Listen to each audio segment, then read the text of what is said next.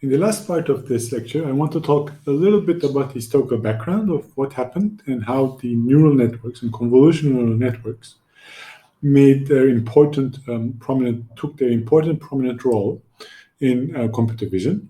And then at the very end, I want to talk about some training strategies that end up being quite useful for training stably neural networks for certain tasks. So we'll start with the historical view.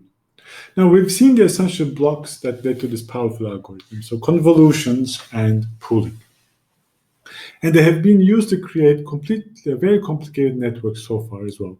Now, the very first one is from actually Jan LeCun, and that dates back to 1998.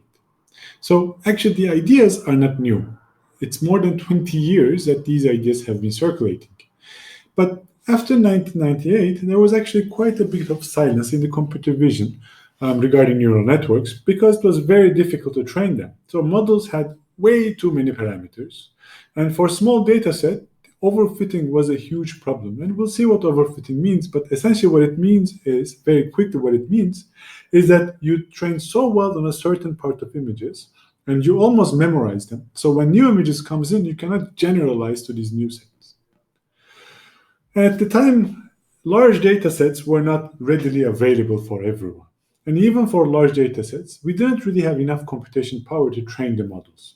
So the availability of large data sets, in addition to this huge advance in GPU technology, allowed parallel processing. And now we basically could put it together and reach really good algorithms that are able to reduce any errors in vision tasks by a large margin.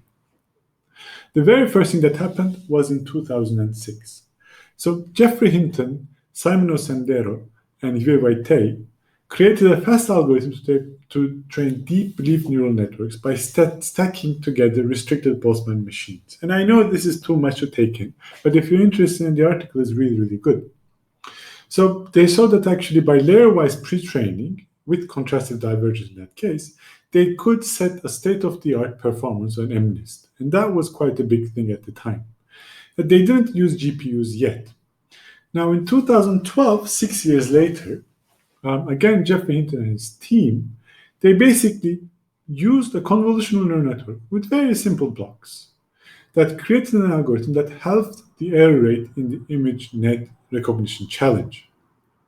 It was a very simple CNN. Actually, the architecture is shown right here, so it doesn't really have any complicated architectural choices or designs. It's really simply convolutions with 11 by 11 kernels, with stride 4, doing max pooling, and so on. And this was able to create a really good algorithm. And they use very large filters. And if you were to look at the first layer's filters, the 11 by 11 filters, so what the algorithm learned, it was quite striking because the filters that came out of the algorithm looked like these. And these are actually very similar to filters that people have been playing with conceptually and basically creating with hands, saying that this is how the visual perceptual neurons in our brain should work. And it was quite surprising that the algorithm by itself achieves very similar results to those that were actually proposed in the late 80s. Now, a small word about the ImageNet challenge. We've been talking about it quite a while, but we didn't really describe it well. So this is a large-scale object recognition challenge that started in 2010. There were at the time 1.2 million training images, and increasing now, and about 1,000 object categories. There were 200,000 validation and test images, and that increased as well later. And in 2017, there were really 3 challenges: object localization, detection, and detection from video. So 3 more challenges that were added to it. And it's actually quite impressive if you look at the historical evolution of the ImageNet challenge.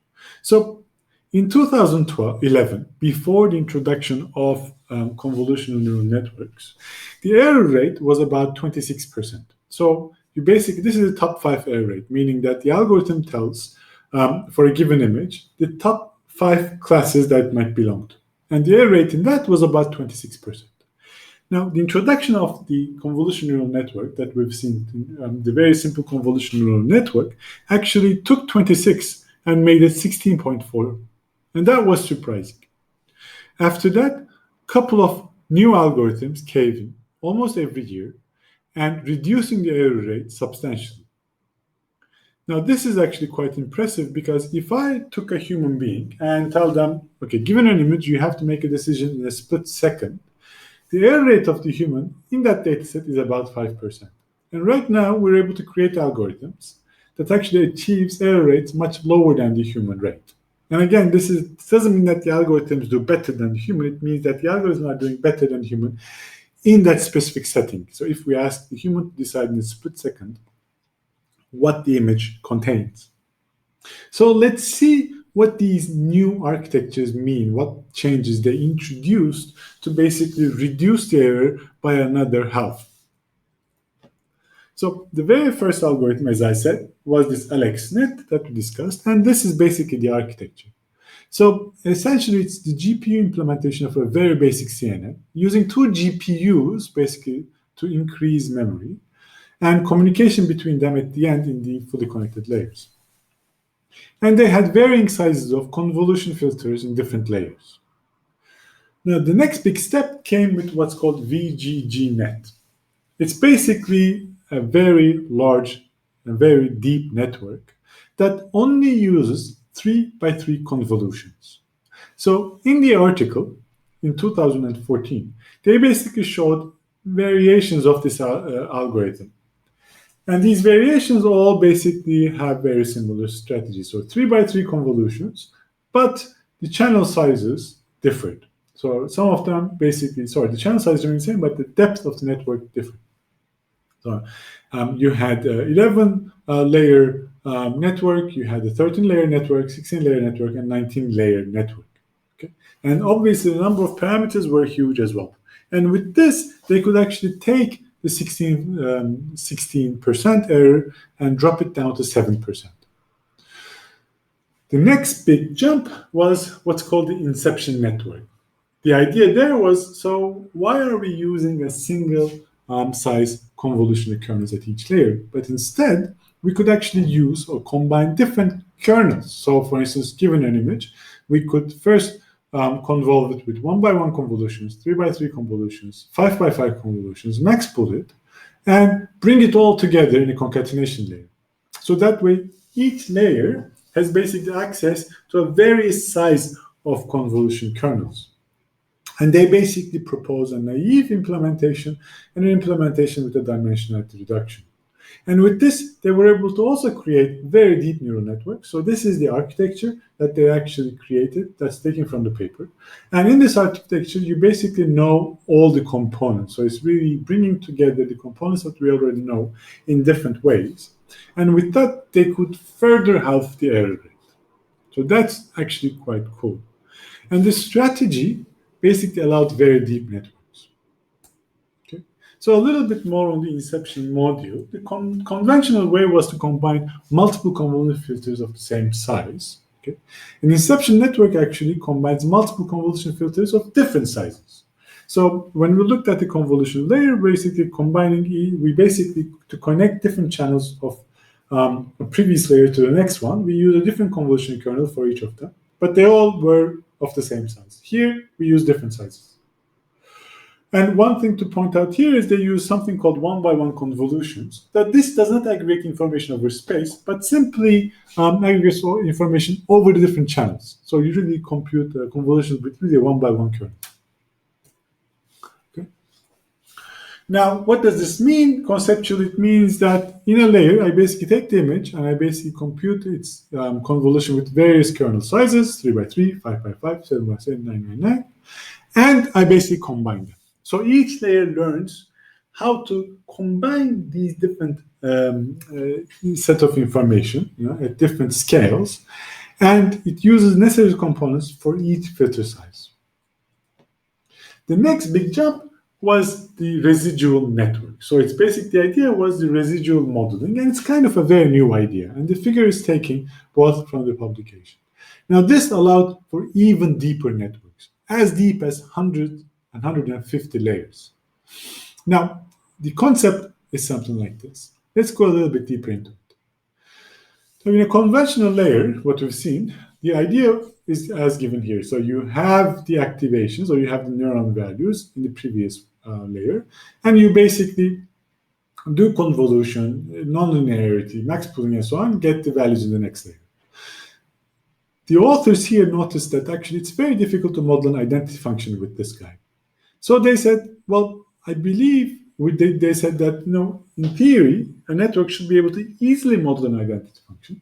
So to be able to do this, they created these residual layers. Now the residual layers changes a little bit. So instead of actually converting the input to the output very differently, they basically say that the network at a certain layer should only create a residual that should be added to the neuronal values of the previous layer to get the values in the next layer. So they basically created multiple of these jumps. Each of these are the residual maps. And through that, they could actually create extremely deep networks and train them stably and get good recognition results. Now, at the very end, I want to talk a little bit about the training and tricks that people use to achieve stable training for neural networks. Now, CNNs have very large number of parameters, and it's important to have a large number of parameters for the various reasons that we talked about. So it's important to increase the dimensions to get good and complex decision boundaries, to basically not create a bottleneck for the information very early on, and so on. But if you have a large number of parameters, it's also important to have lots of training images to be able to train these networks. If you have smaller training size, then in these scenarios, there are actually various tools that people use that help. And actually, they use these tools even when they have large image sizes, because current networks, they can have more than millions of parameters. And usually, the image sizes, they are less than 1 million. So even these scenarios actually help, even when you have around 1 million number of images. So we'll talk about 4 of them: the dropout, regularization, data augmentation, and transfer learning. Okay. And in particular, data augmentation and transfer learning are extremely useful. Okay. Now let's first talk about the number of parameters. So let's assume that we have this network. Okay, so I have 10 input dimensions, and these are the hidden dimensions. I have 1 output dimension. Now the total number of parameters here is about close to 1,200. Now to determine the number of parameters, ideally, we need maybe roughly 10 times samples as the number of parameters here. And modern networks have, again, number of parameters reaching close to millions. So overfitting is a big issue. So what does overfitting mean? We talked about this a bit previously. Overfitting is when the model has too many parameters and not enough training samples. And this is when overfitting happens. Effectively, the model learns noise in training samples. So it almost memorizes the patterns in the training images that are not relevant to the task, that are really like by chance they are correlated superiorly to the task, and the network learns those structures. But when a new image comes in, because the noise pattern can be different, they cannot generalize and do good prediction on that. And you actually identify overfitting during your training, basically by seeing almost perfect prediction in training data, while on the other hand, you had bad prediction in the validation data. That simply means that you are already overfitting at that point, and the model will not be able to generalize. A perfectly tuned model should basically be able to do similar prediction in the training or the validation data if it really captures the relevant information that is useful for prediction of the task. In toy example, what does this overfitting look like? So we can have, for example, several cases like this. Let's assume that I have a classification problem with 2 classes, and the samples are red and the blue one here. I fit different sizes of networks to these cases with increasing number of parameters. Now, what I see in most of these cases, for instance, I see these very odd behaviors that the network is basically creating these extremely odd decision boundaries just to capture these 2 samples here. And the same way, you have very odd islands here just to capture 1 sample here and so on. And notice that this Here is a very good example where the network actually is learning the noise in the data.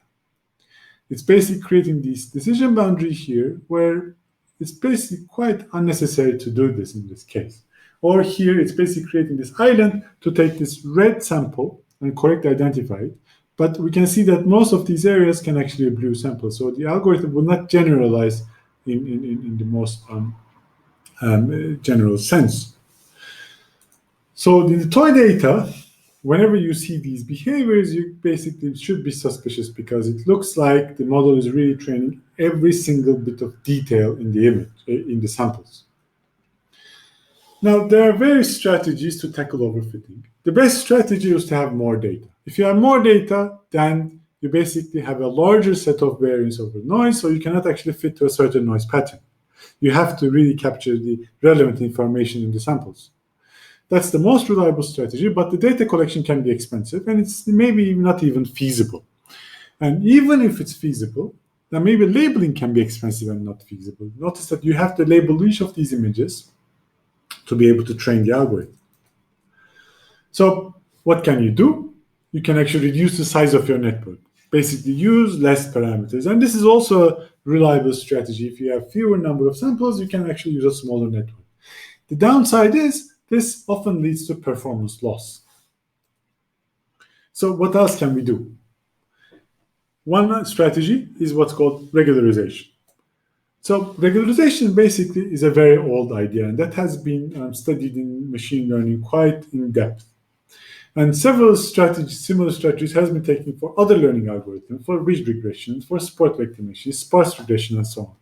The idea is, well, we not only minimize a loss, so the loss depends on the task, but we also put a regularization term on the parameters of the model. So we say, for instance, that, you know what, the parameters of the model should not be very large. So I put the L2 regularization, meaning that I penalize network parameters that are very, very large. So this is a type of regularization. It's called weight decay. And it basically says that you try to do the task with a network with small parameter values. Likewise, you can actually ask for sparse weights, meaning that I only want large weights, but only very few of them. Most of the weights should be very small. And that goes towards sparse regularization, or using sparse weights through L1 regularization. Another strategy that people use is what's called dropout.